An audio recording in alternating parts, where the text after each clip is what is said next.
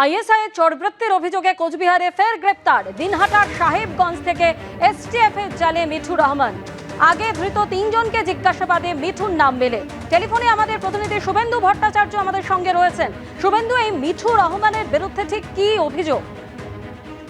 দেখো, এর আগে যে তিনজনকে ধরা হয়েছিল তাদেরকে জিজ্ঞাসাবাদ করে মিঠুর রহমানের নাম মেলে এবং তারপর এসটিএফ যেটা জানা যাচ্ছে যে গতকাল তাকে দিঘলটারি এলাকা থেকে, একেবারে ভারত বাংলাদেশ সীমান্তবর্তী এলাকা, সেই দিঘলটারি এলাকা দিনাটার, সেখান থেকে তাকে গ্রেপ্তার করেছে এবং তার বিরুদ্ধেও একাধিক অভিযোগ রয়েছে।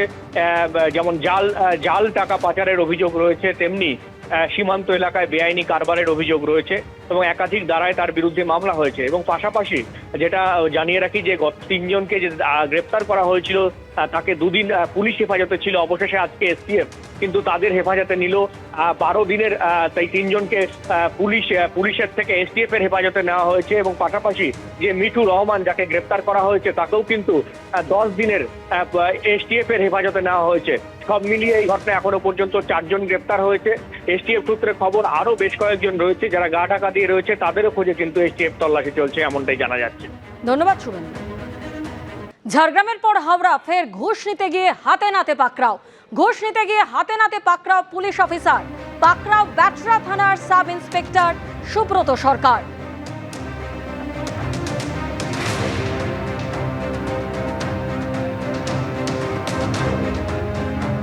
আমাদের প্রতিনিধি ময়ূক ঠাকুর চক্রবর্তী আমাদের সঙ্গে রয়েছেন। ময়ূক, এর আগে আমরা যে ছবি দেখেছিলাম 6ই আগস্ট ঝাড়গ্রামে একজন অ্যাসিস্ট্যান্ট সাব ইন্সপেক্টর, তাকে হাতে নাতে পাকড়াও করা হলো, আর এবারই ব্যাটরা থানার পুলিশ অফিসার, তার বিরুদ্ধে ঠিক কি অভিযোগ?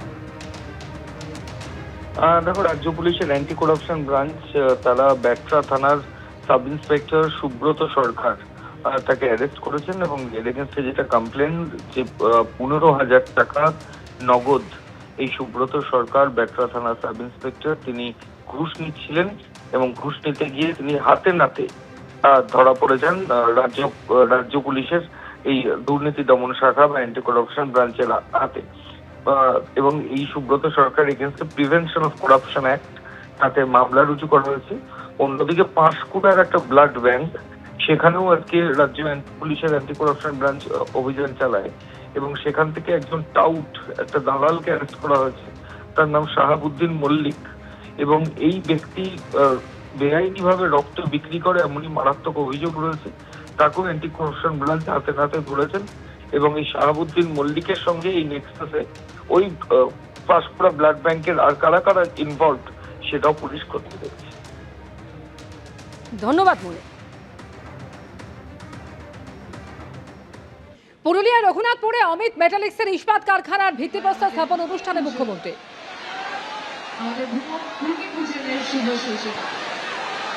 আপনারা ইতিমধ্যে স্ক্রিনে দেখতে পাচ্ছেন যে অমিত মেটালিক্সের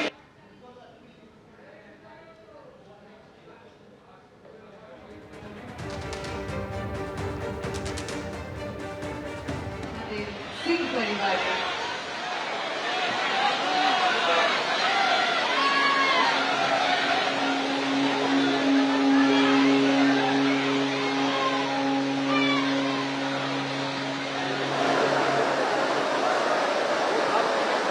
আমাদের সংস্কৃতিতে কোনো নতুন নির্মাণ শুরু করার আগে ভূমিকে সম্মান জানানো এবং তার আশীর্বাদ নেওয়া এক বিশেষ। পুরুলিয়া রঘুনাথপুরের অমিত মেটালিক্স লিমিটেড ইস্পাত কারখানার আজকে ভিত্তিপ্রস্তর স্থাপন অনুষ্ঠান সরাসরি ছবি এই মুহূর্তে দেখতে পাচ্ছেন। মুখ্যমন্ত্রী শুভেন্দু অধিকারী রয়েছেন সেই ভিত্তিপ্রস্তর স্থাপন অনুষ্ঠানে, রয়েছেন শিল্পমন্ত্রী তাপস রায়। পশ্চিমবঙ্গের শিল্প মানচিত্রে আজ যুক্ত হতে চলেছে এক নতুন ফলক। মুখ্যমন্ত্রী ছাড়াও পুরুলিয়ার অনুষ্ঠানে রাজ্যের অর্থমন্ত্রী এবং শিল্পমন্ত্রী তারা আজকে উপস্থিত থাকছেন এবং 1000 দিনের মধ্যে এই কারখানা তৈরি করার লক্ষ্যমাত্রা নেওয়া হয়েছে। টেলিফোনে এই মুহূর্তে আমাদের সঙ্গে রয়েছেন আমাদের প্রতিনিধি উজ্জ্বল মুখোপাধ্যায়। উজ্জ্বল, আমরা দেখতে পাচ্ছি সেই ছবি, মুখ্যমন্ত্রী সেখানে ইতিমধ্যেই উপস্থিত হয়েছেন, আর কারা কারা রয়েছেন? দেখো, সেটা হচ্ছে এই মুহূর্তে মুখ্যমন্ত্রী এসেছেন এবং ভূমি পুজো চলছে। অর্থাৎ যে ছবি দেখতে পাচ্ছেন নারকেল ভেঙে এবং তার সঙ্গে এই যা উপাচার, সেই উপাচারগুলো তিনি করছেন। আমরা দেখতে পাচ্ছি লাঙল রয়েছে এবং লাঙল দিয়ে এই সামান্য একটু মাটি খুললেন মুখ্যমন্ত্রী, সেই ছবি দেখাচ্ছে সন্দীপন। এবং একই সঙ্গে নারকোল ভেঙে তার সঙ্গে রয়েছেন তাপস রায় শিল্পমন্ত্রী। এই যে উপাচারগুলো রয়েছে সেগুলো করা হচ্ছে এবং এই মুহূর্তে মুখ্যমন্ত্রীর হাতে একটা ঢিল রয়েছে, সেটা নিয়েও তিনি কিন্তু এই কাজটা করছেন।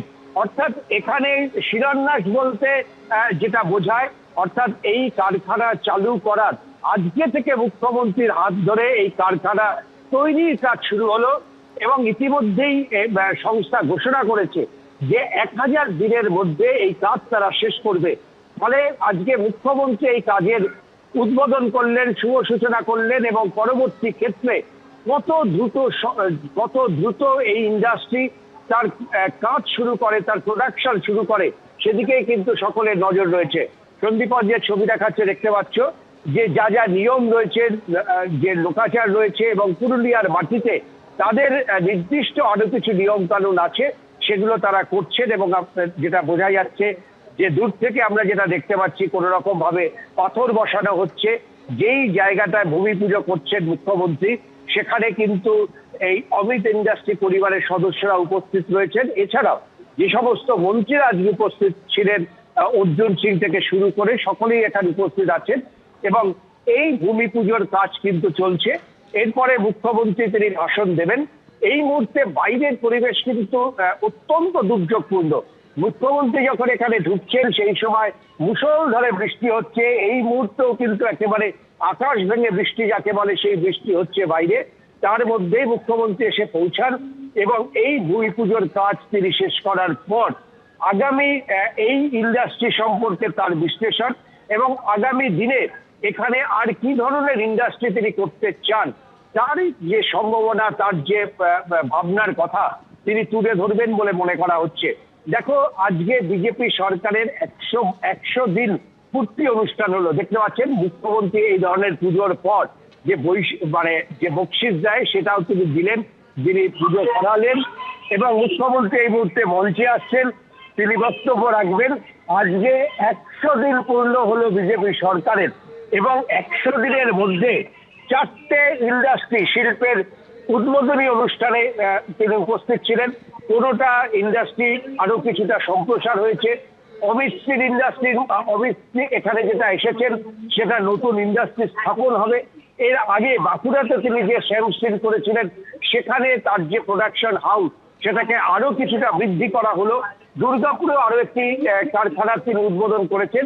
ফলে সব মিলে মুখ্যমন্ত্রী ঘোষণা করেছিলেন তার লক্ষ্য হচ্ছে 100 দিনের মধ্যে বেশ কিছু শিল্প স্থাপন করা এবং শুধু খাতা কলমে শিল্প স্থাপন করা না, তারা কবের মধ্যে কাজ শুরু করবে, কবের মধ্যে সেখানে কর্মী নিয়োগ হবে, তার বিস্তারিত রিপোর্ট সহ তারপরে তিনি সেই ধরনের কারখানার উদ্বোধন করবেন।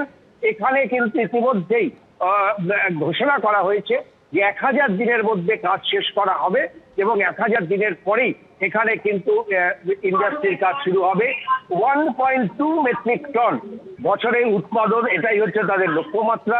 4000 কোটি টাকা তারা বিনিয়োগ করে প্রথম দফায় তারা বিনিয়োগ করবেন এবং তারপরে আস্তে আস্তে বিনিয়োগের পরিমাণ বাড়বে।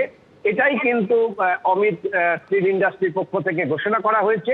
কর্মসংস্থানের ব্যাপারেও তাদের যেটা ঘোষণা যে এখানে এই ইন্ডাস্ট্রি এবং তাকে কেন্দ্র করে যে পরোক্ষ ইন্ডাস্ট্রিগুলো রয়েছে তাকে মিলে মোট 5000 কর্মসংস্থান হবে।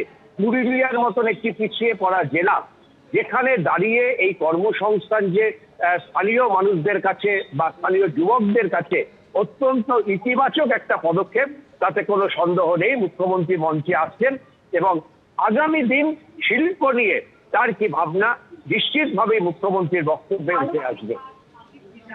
ধন্যবাদ। এবিপি আনন্দ এগিয়ে থাকে, এগিয়ে রাখে।